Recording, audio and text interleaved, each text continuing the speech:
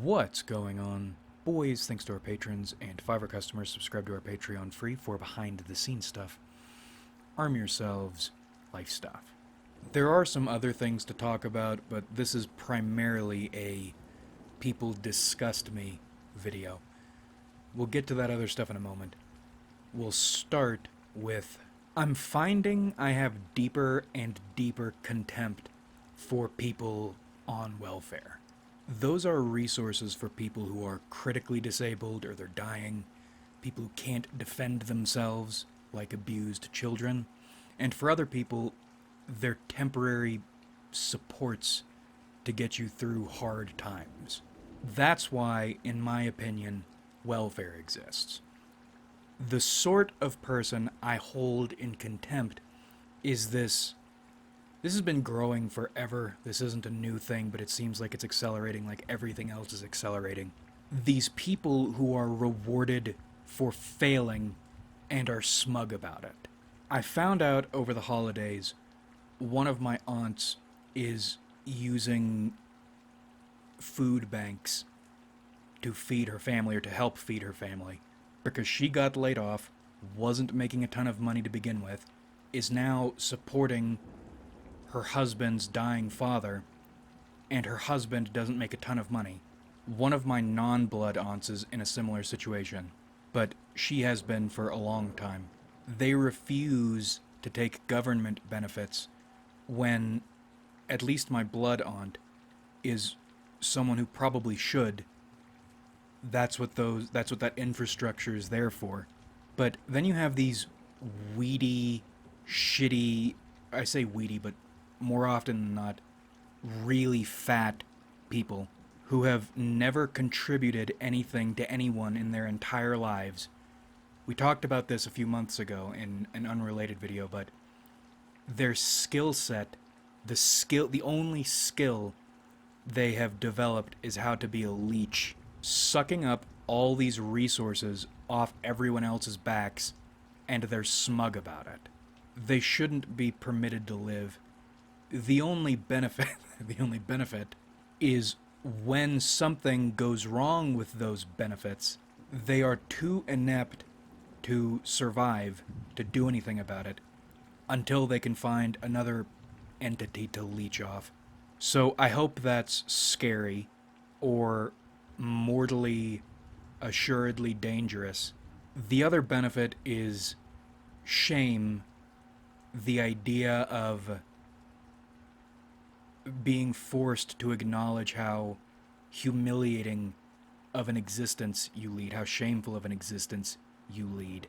But that's not really something to enjoy, because for that humiliation to hurt them, they would need to have any ounce of a soul in the first place. This sort of person, I'm sure, they don't have any shame. Because they did nothing wrong, of course. I'm disgusted by them, and they're getting under my skin. One commenter a little while ago mentioned a million little apocalypses instead of one big apocalypse. I hope they get their apocalypses first, so the rest of us don't have to deal with them. So the gods of pride, or the god of accomplishing anything in spite of hardship, don't have their existences sullied by this class of person anymore.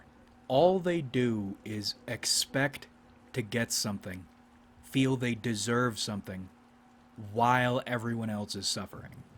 But this segues us into the main topic of today. Originally, this video was titled Delusion Decoction. I think We Are Stained sounds better. Another class of person I dislike is the sort of person who buys into this common cliche positive thinking sentimentality shit, which is the delusion decoction. And it's difficult to put into words all the reasons this sort of person makes me sick. We'll go through some of them, and then we'll get into our circumstance. I think people frame, even people who are on the wavelength frame this positive thinking shit as something people turn to when they are in distress because they can't or they have nothing else to turn to. I don't think that's the case at all. I think it's the opposite, in fact. This positive thinking bullshit is not desperation, it's luxury. If you are able to buy into this shit, to buy these self help books, to listen to these gurus, and believe it, then you haven't been shown by life yet that those things don't work. Because when push comes to shove, all this positive thinking, all these cliches that people make a lot of money off stupid people using, they fall apart. And I don't know what the breaking point is for that. For me, it was my legal experience. And it's weird thinking this channel, I think this channel has been operating longer since that event than it has before it, or than it was before it. But that's another thing. I don't think it's just a single event, or maybe it can be. I don't know. But I think it is a single sustained event because you need time in this hole to realize no amount of any of this positive thinking cliche shit will get you out of it. You are at existence's mercy. You're at the mercy of your fellow man. It's probably one of the reasons I don't like my fellow man very much. You need your hope destroyed. Now, I don't think your hope will ever be 100% destroyed. More, I mean, your ability to believe in hope as an end or as a source or as a tool in and of itself. As if festooning your bedchambers with hopeful shit will help you manifest something great. It's not going to happen. Or maybe it could happen. That's the other thing. That's why I say this is a luxury thing. People can and do succeed with this shit, but that is a house built on sand. And I don't think most people realize that. I don't think most people realize how bad things can get, how suddenly and for how long, and for how little. For things you truly could have nothing to do with.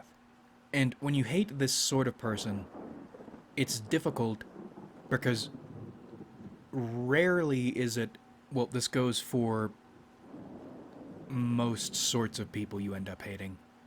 It's rarely just one individual. It is the series of ideas and assumptions behind a good number of individuals, and they are conduits for this mimetic knot. It's like ideas are these small but invisible stars that irradiate people close to them. But the thing is, these conduits have an idea instead of being had by an idea. Most people, including us, I suppose, are had by ideas. If they were able to leave well enough alone, they wouldn't be a big problem. A lot like Abrahamics in that way.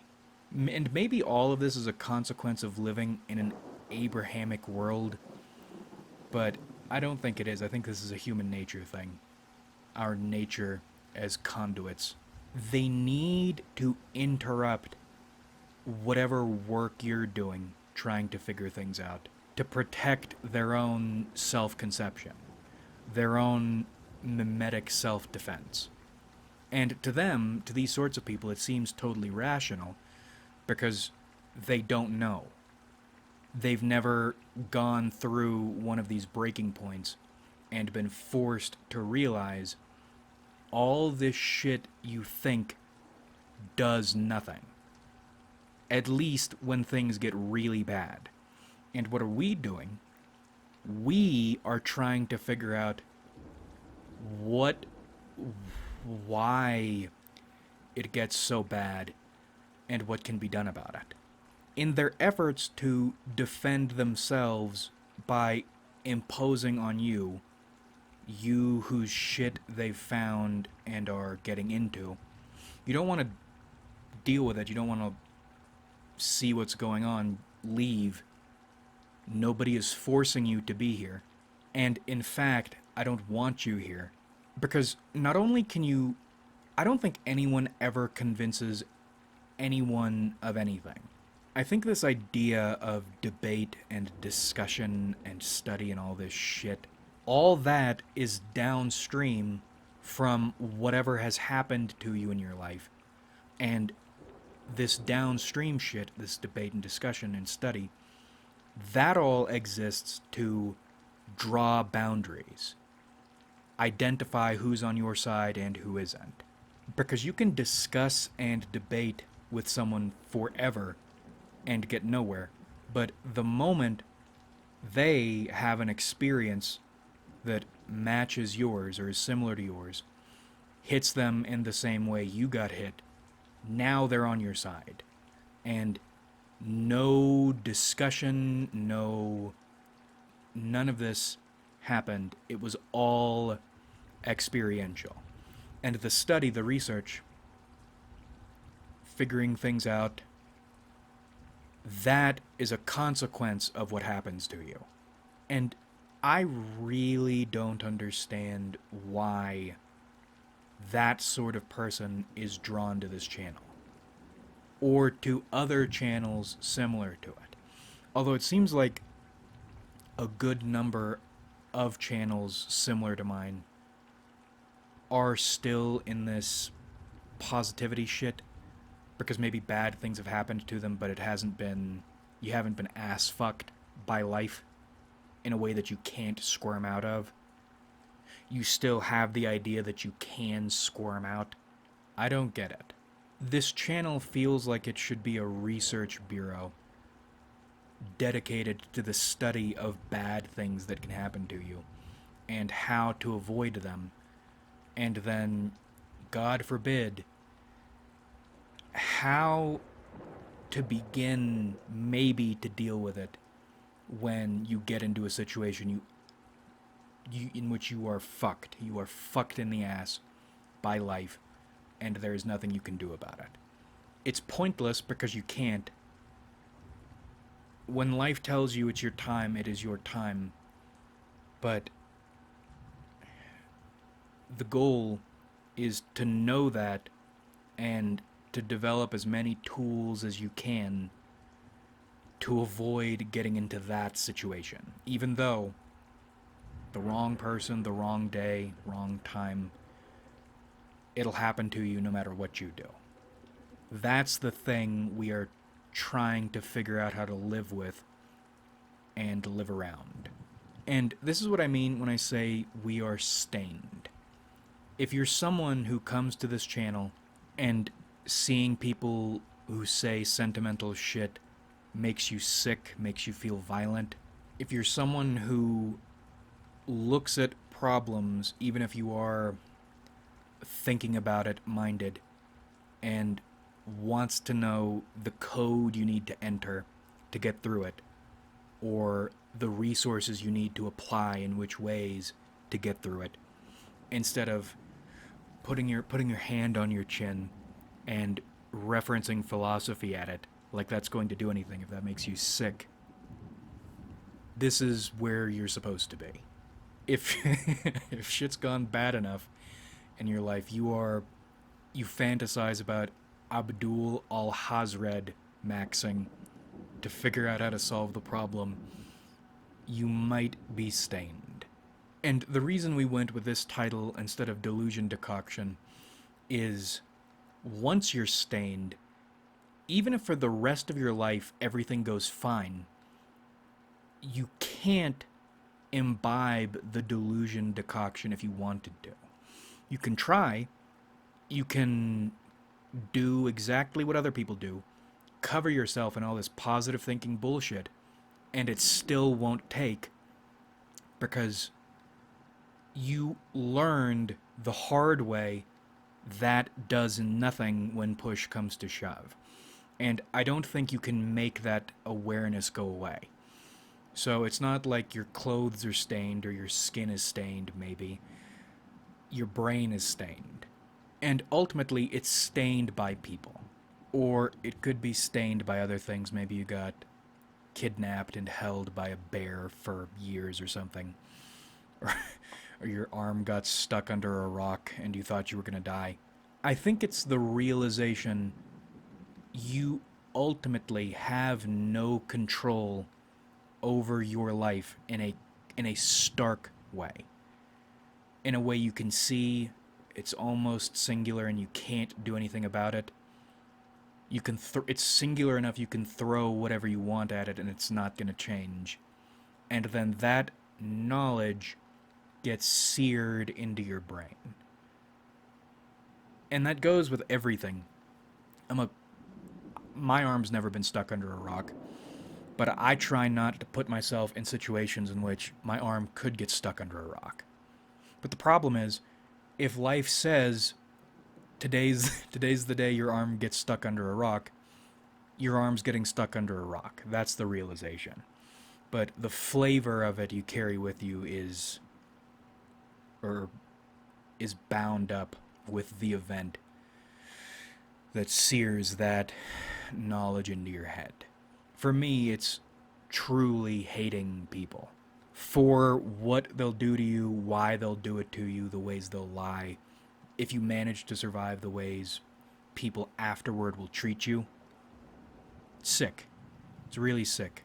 But I think one of the problems we are running into on this channel, especially with the way the world is going, it feels like we are collapsing in real time. It's two things. One, it's the knowledge when it's your time to get shit on, there is nothing you can do about it. And this is where those... I don't like any of these philosophy types, but Stoics bother me a lot. Because that feels like the most luxurious luxury belief. You can say, well, if you can't control it, then don't worry about it. That's the dumbest thing I've ever heard.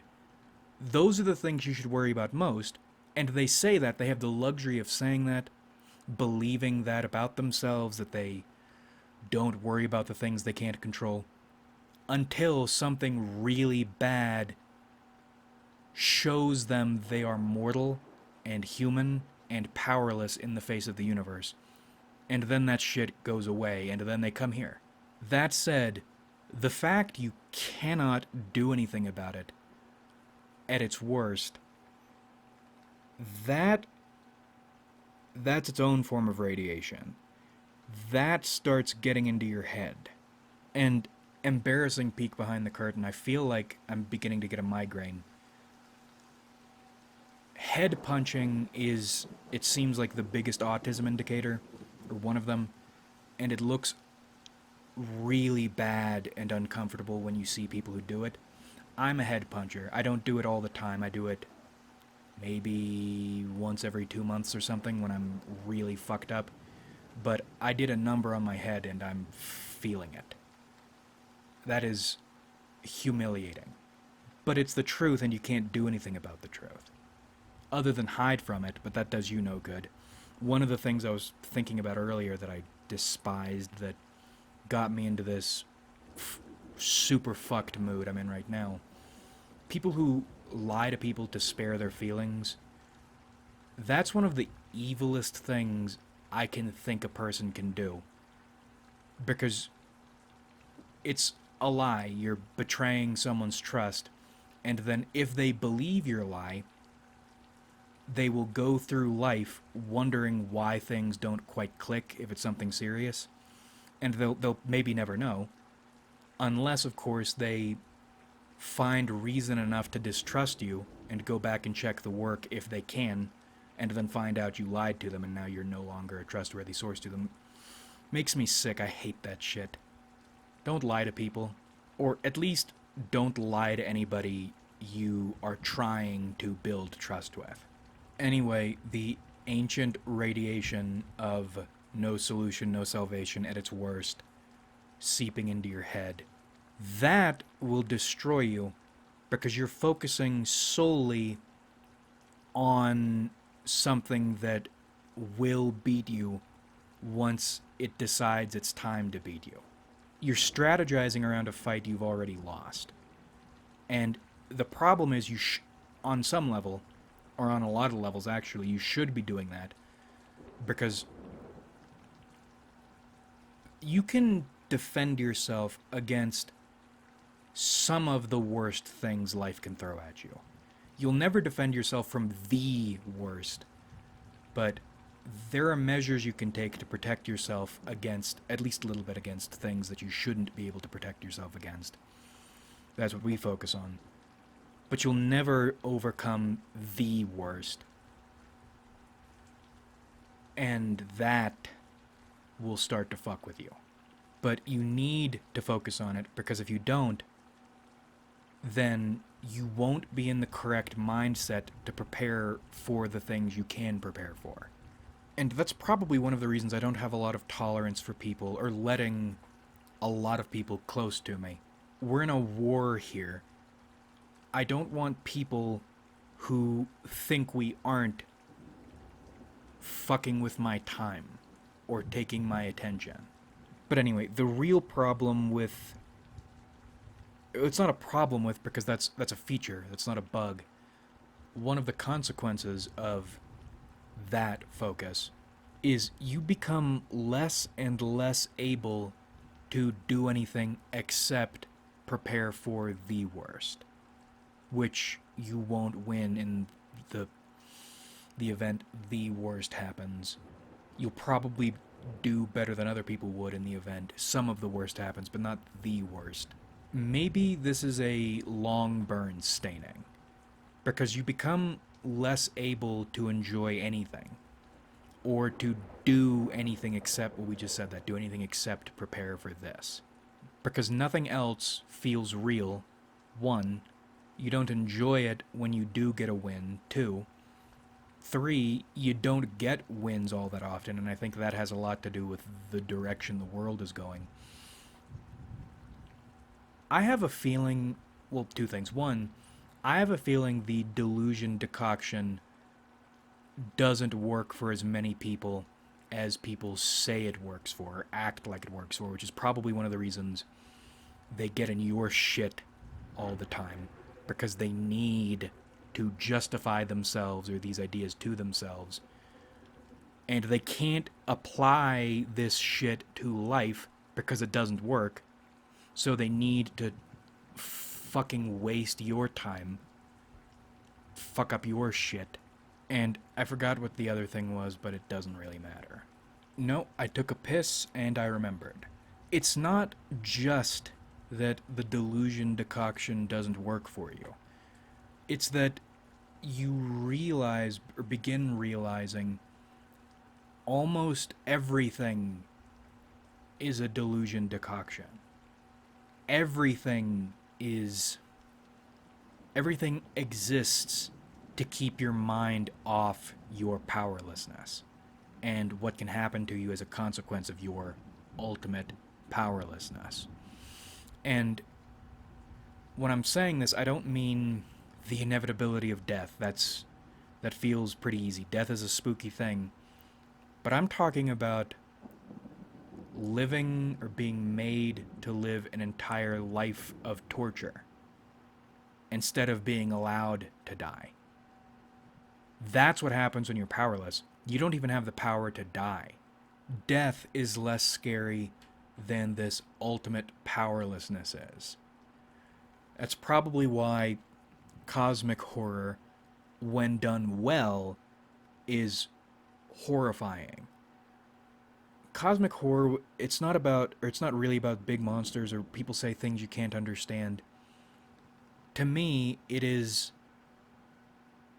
it's about things you can't change, things you can't do anything about, that you would rather not be happening. I've read size porn that's more cosmic horror than a lot of cosmic horror. It's not even insignificance horror, because that has more of a self-conception connotation. It is a powerlessness horror. In life, you sometimes worry you are jumping at shadows, but eventually you realize they're all shadows. Nothing is not a shadow. And that's, I think, where this demoralization comes from. Knowing if you find something that makes you happy, you're able to feel happy only because this thing, even if it's only in a small way, has managed to shield your mind from the truth.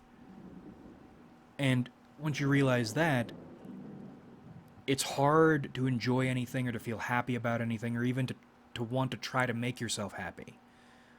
Because, best case, you fool yourself without realizing you fooled yourself, and then you ride out the rest of your life with your head in the sand, hoping you don't become a statistic again. And I don't even know what the worst case would be, because the best case is founded on chance, multiple chances. I don't think there is a best case. Everything is a worst case. You might think otherwise, and then later you'll realize. Ultimately, not the deepest stain, but like a shirt, the newest stain, is realizing it feels pointless to try to be happy, or to feel anything positive, really. And that doesn't mean to do nothing, because you need to be doing a lot if you're preparing for this war. But I'm talking about the way it makes you feel. You already weren't feeling much positive. But what's the point of seeking this feeling out that there's no rhyme or reason. I don't know how other people's happiness works. And it's funny, I used to say once a month I'd get 30 minutes of happiness before it would be interrupted. Lately it's been feeling more like once every 3 months I'll get 30 minutes of happiness, and it's completely random when I'll get those 30 minutes of everything feels okay. Because things that should make you happy don't, and even when you do feel happy, it doesn't last, it's taken from you, it probably came out of nowhere for no reason. So why would you spend all of this energy trying to do things with the end goal being happiness when that is a goal, that's an emotion that has treated you very poorly? And that is the truth of it. The problem is that is another thing that has been taken from you. And odds are good you're not getting back, because it didn't exist in reality in the first place. I think the way to look at it is everything, it's like two things holding one another up. Because what you're doing all of this dread shit to protect your feeblest effort to protect what little positivity you have in your life. But it's already gone. It never really existed. So that disappears, and then what are you left with? But then if you try to focus on this, on the happier parts of life, which all, as I said already, don't work, they aren't real. If you somehow manage to find something, we talk about the worst things that can happen to you like they're statistics or like they're based on chance. They're guided. These are conscious actions by existence. You get things you like only so they can be taken from you quickly and brutally at that, to remind you of your powerlessness. It feels like the castle, the concept of a castle is falling apart. And I'm sitting here thinking about this right now. Looking back, looking at the progression. Am I, or are we, or not are we, what are we on track to be? Are we collapsing, or are we building into something different and new that maybe by experiencing some revelation we'll be better able to deal with all this? Or will we die? Will we reach a point we're okay with dying?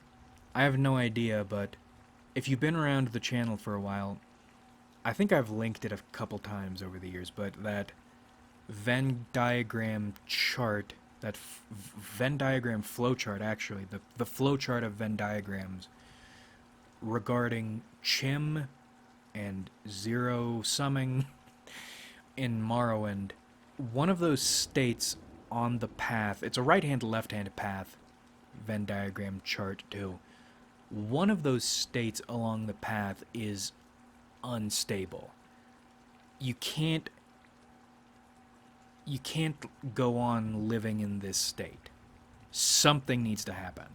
Either you need to break apart and go back to the start, or you need to go down fully one of the paths. Is that where we are right now? Because this certainly doesn't feel sustainable. I don't know.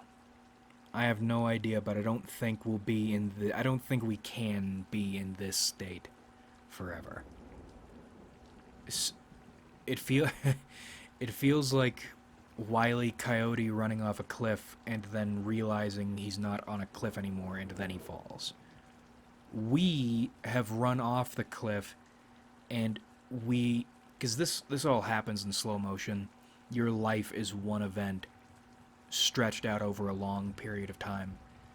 We are right now at the point we are just beginning to look down and seeing there's no ground underneath us. Maybe. And who knows, maybe one of the endings that wouldn't be so bad is we snap and reset, and then suddenly the delusion decoctions work again. I'm at that point. If this do you think I avoid this cliche shit because I by default don't like it? I don't like it because I tried it and I tried it and I tried it for most of my life when I was younger, and it never worked. I don't like it because I can't like it. If we break again and we reset and suddenly that shit works, I'll be ecstatic, because that is... It'd be like if you could buy happiness from the corner store. Easy. And I'll take easy, as long as I feel okay now. And if the worst comes for me, if it could just be death instead of prolonged ass fucking, yeah, give me the blue pill. But again, when my time comes, when the worst comes for me, please don't let it be this extended hell thing. Just let me die. God, I would take happiness in a second. Like if you enjoyed, subscribe if you haven't.